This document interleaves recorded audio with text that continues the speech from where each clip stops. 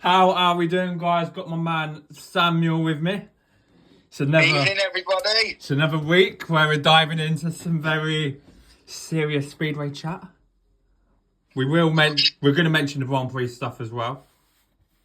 Oh yes, about the Warsaw Grand Prix. Yeah, Yeah, there's some things happening in there. We'll go straight into it when we go on to the Grand Prix bit.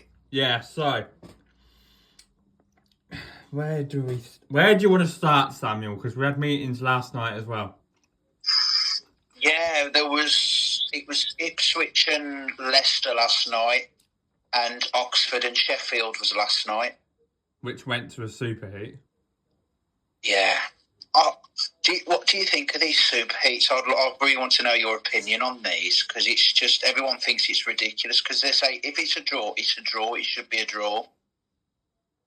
They try and do like they've done with cricket regarding the 100. Like they want to try and make it more entertaining. Yeah, I think it's an American thing again as well, isn't it? Yeah. But yeah, it went down to a superheat last night. I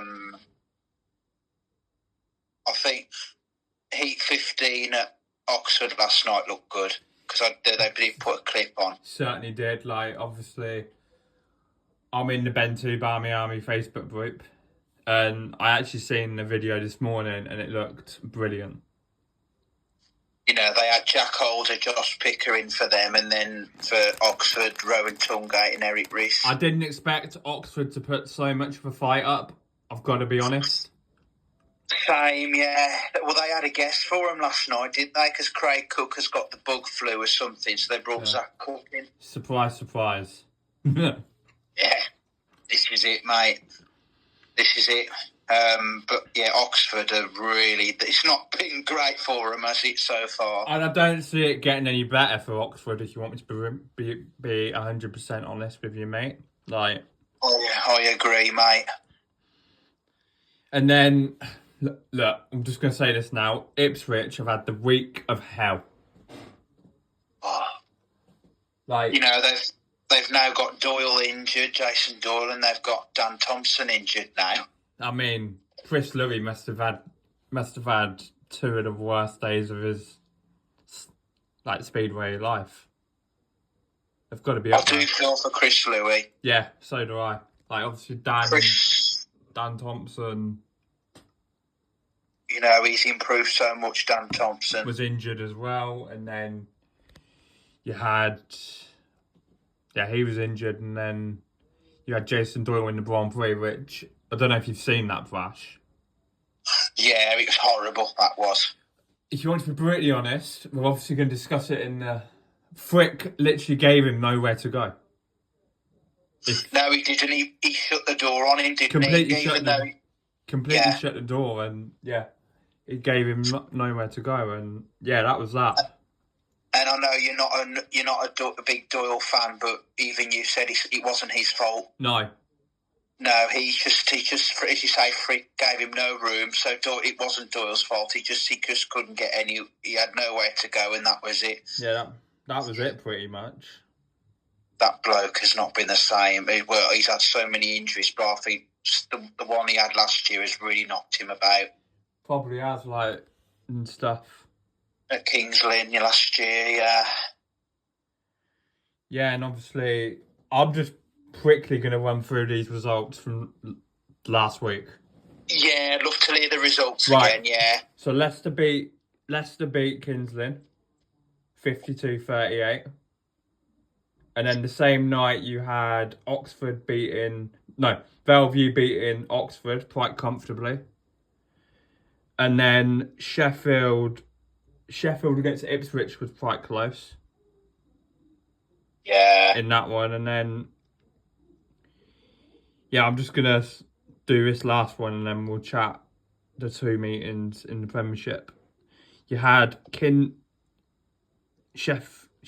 Lynn losing to Sheffield, and yeah, the TV meeting.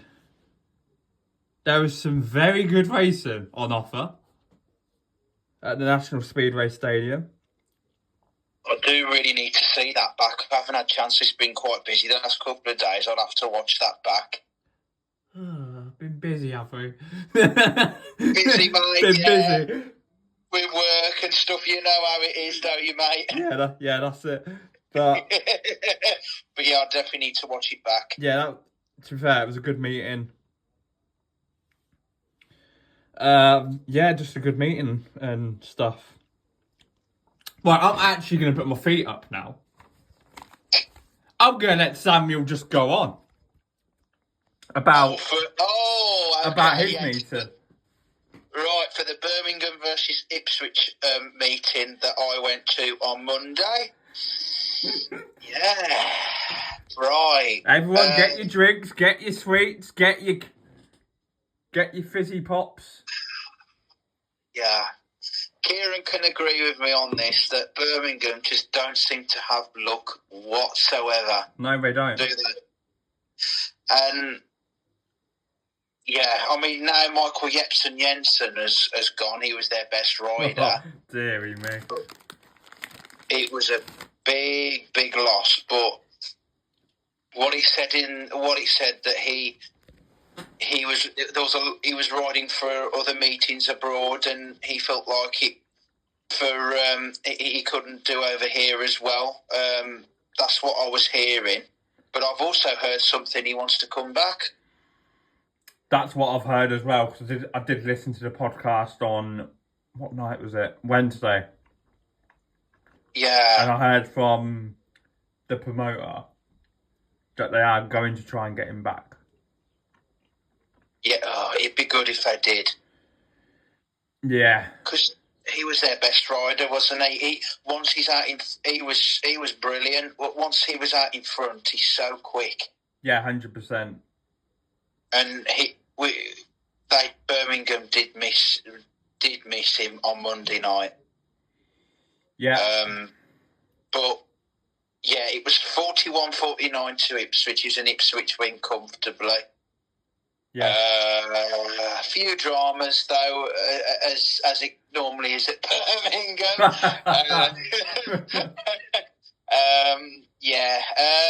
Where did I'm sure I said there was a few other dramas that happened.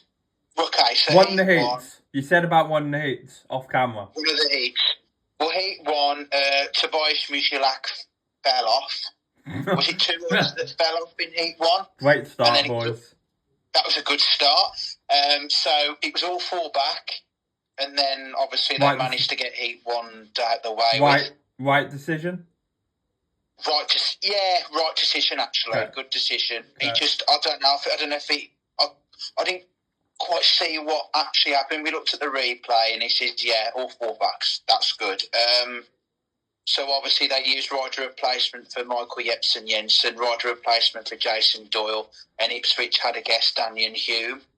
But yeah, I can't remember what heat it was, but the riders were all set and ready to go at the tapes. I know what you're going to say. The tapes, the start marshal was, but then all of a sudden the red lights came on. I was like, what's going on? And we realised on bend, just as they come out of bend 2, there was a bloke with his camera standing near enough by the air fence, and you're like, what is that bloke doing? Everybody was saying, what you do?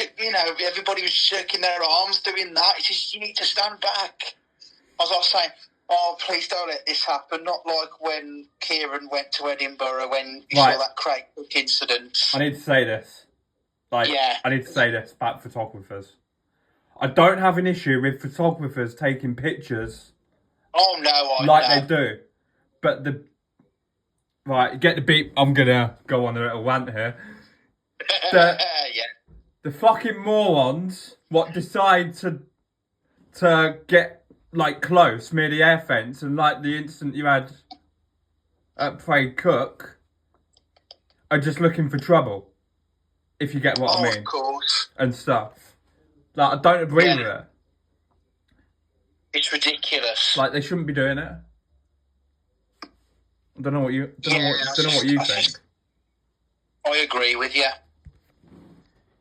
I agree. It's I think, yeah, as I say, obviously we don't have any issues with the photographers taking pictures because that's what they do. That's what they do in their spare time. But they need to be at least aware where they're standing, because if they stand way too close to the track, what if a rider comes off his bike and the bike loses control, like what happened to Craig Cook, and it hit that photographer? Anything could happen. By the way, everyone, like that meeting what I went to, it got abandoned, which it was always going to happen. I bet the whole stadium when you saw that went silent. It went. Honestly, I've never known a speedway meeting to be so silent in my life. It was frightening. It was frightening. Because I remember, what day was that on that you went? Can you remember? It was a Friday night. Right, yeah, because on the Monday night I was at Wolverhampton and Craig Cook was he guesting for somebody? Yeah, he would have been. I'm sure he was guesting for someone. I can't remember who they were riding, but we were looking at him in the pits and he still didn't look right. That's the thing. When that certain stuff happens, it shakes up the riders and stuff. Oh yeah, we could tell. I was actually chatting to someone. He says he still looks shaken up from the other night at Edinburgh. He still looks. Yeah. I think it frightened him, Craig Cook, as well, with what happened. He was in shock when it happened. He was like, what the hell? So what on earth was that? When he's realised it hit a photographer. He was probably nervous that he was riding again tonight. He was hoping that the same thing didn't happen again. But obviously that night it didn't. He was lucky, but you could just tell he was still not right. But I do remember that night he was guesting for someone. I can't remember who it was, but it was at Wolverhampton. Yeah. I can remember that really well. Anything else? Yeah, that was... Anything else what happened in the meeting? What you want to discuss? Heat 11. Who was in Heat 11 in that meeting? It was Heat 11. Matty Zagar in red. Jonas Jepperson was in blue, but then they brought in Tobias Michalak. Yeah. Rider replacement for Jason Doyle. They brought in Danny King and then Adam Ellis. Michalak and Zagar for Birmingham got a 5-1 in Heat 11. Which is lovely. Because Birmingham don't get... lovely to see. Which Birmingham don't get. Super start by the Brummies to take a 5-1. Great traditional, tragical move. That's something different, isn't it? To see Birmingham have a 5-1. Yeah. That is near enough what we should be seeing most of the time. But we don't see enough of it from Birmingham's point of view. No, but Heat 11 was really good. Everyone was buzzing after that. Bet they were. But after the rest of the night, they were useless, as you can probably imagine. Yeah.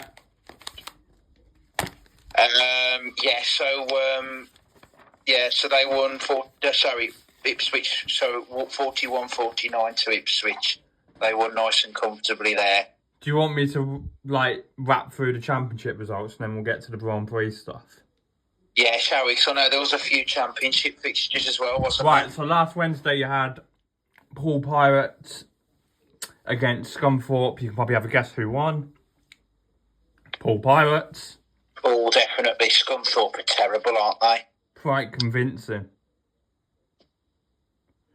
And then... I've seen Simon Lambert's at reserve now. And then Friday night, which I'm very... Oh, cricket's just finished. 327 for 6. Well done, safe.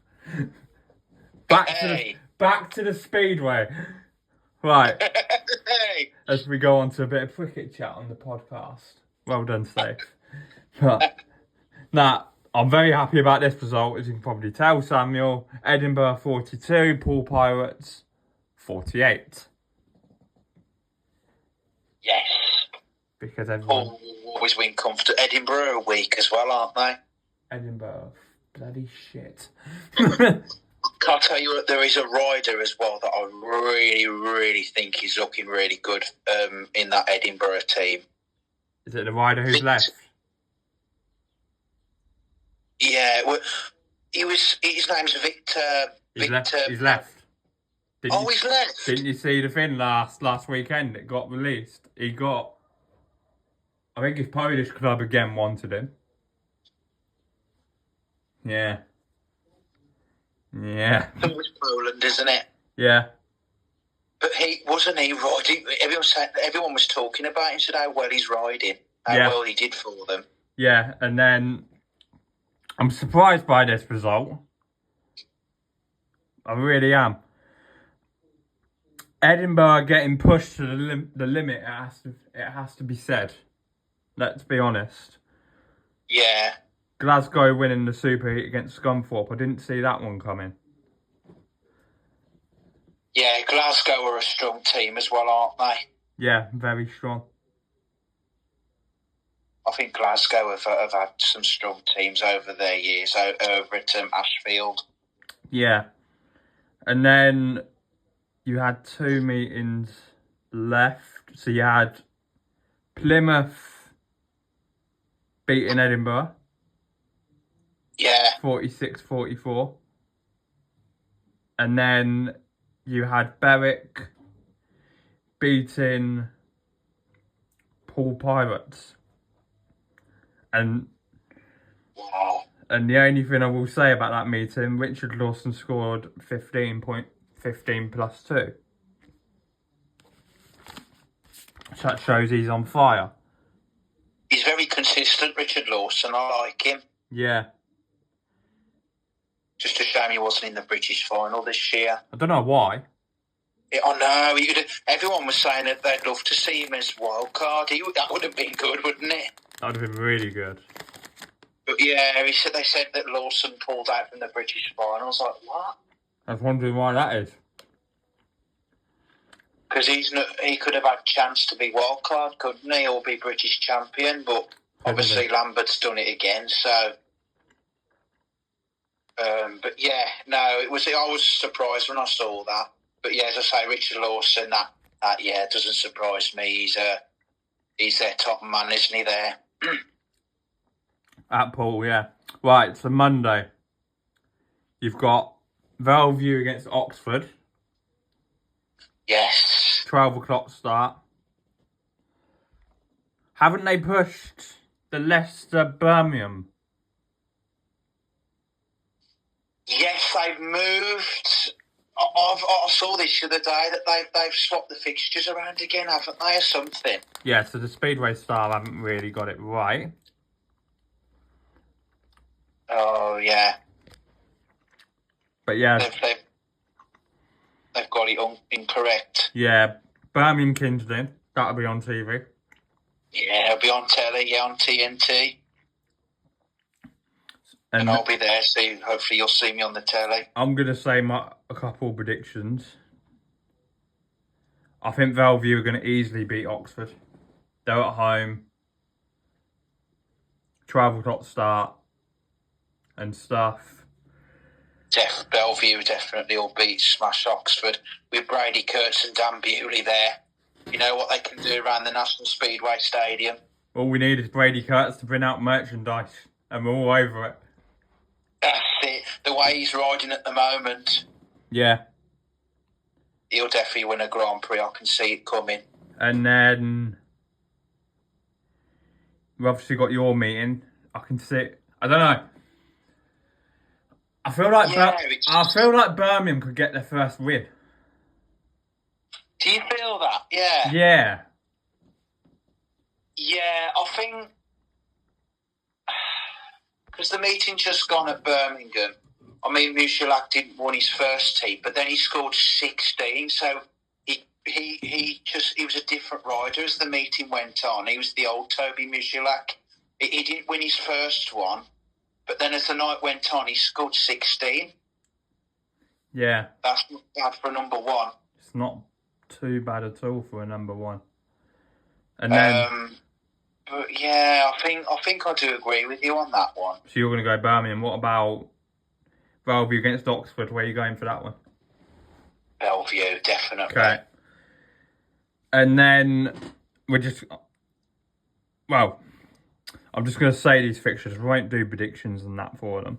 Oxford against Scunthorpe. Poole against Plymouth. That'll be Wednesday. Wow. And then I don't know if there's a fixture on Thursday. But it's got Leicester against Birmingham. So I don't... Yeah. That I'm not sure on. So Birmingham are at Leicester on Thursday night? Yeah, but I don't know if that's true or not. I'll have to double check that.